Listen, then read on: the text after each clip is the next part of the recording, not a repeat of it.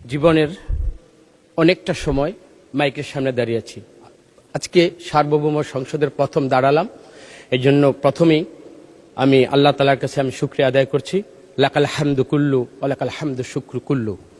জীবনের এই প্রারম্ভিক আমার মুন্সিগঞ্জ জেলার মুন্সিগঞ্জ ৩ আসনের স্থানীয় সরকার এবং পল্লী উন্নয়ন এবং সমবায় সরকার বিভাগ মন্ত্রণালয়ের মন্ত্রী মহোদয়ের কাছে অনুগ্রহ করে আমি জানতে চাচ্ছি আপনার মাধ্যমে বর্তমানে মুন্সিগঞ্জ জেলার সদর এবং গজারিয়া উপজেলা স্থানীয় সরকার মন্ত্রণালয়াধীন কাঁচা রাস্তার পরিমাণ কত, পৃথকভাবে হিসাব কি, এবং উক্ত রাস্তা কবে নাগাদ বিনির্মাণ হয়ে আমাদের অঞ্চলকে আমরা একটা উন্নততর অঞ্চল দেখতে পাবো।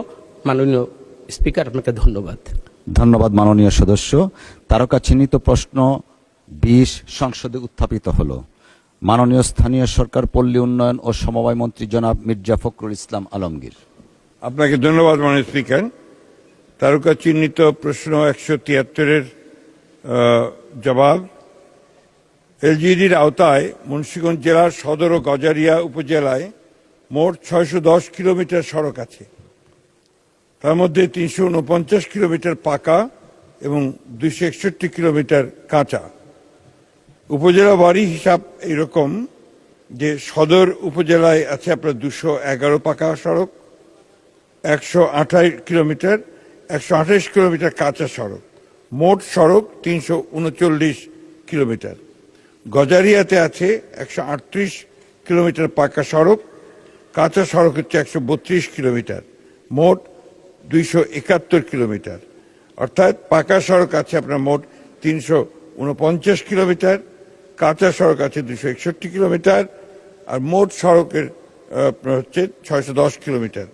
সদর ও গজারিয়া উপজেলার কাঁচা সড়কের গুরুত্ব অগ্রাধিকার বিবেচনা করে পর্যায়ক্রমে পাকা করা হবে। আপনাকে ধন্যবাদ মাননীয় স্পিকার। ধন্যবাদ মাননীয় মন্ত্রী। মাননীয় সংসদ সদস্য জনাব মোহাম্মদ কামরুজ্জামান, আপনি একটি সম্পূরক প্রশ্ন করতে পারেন।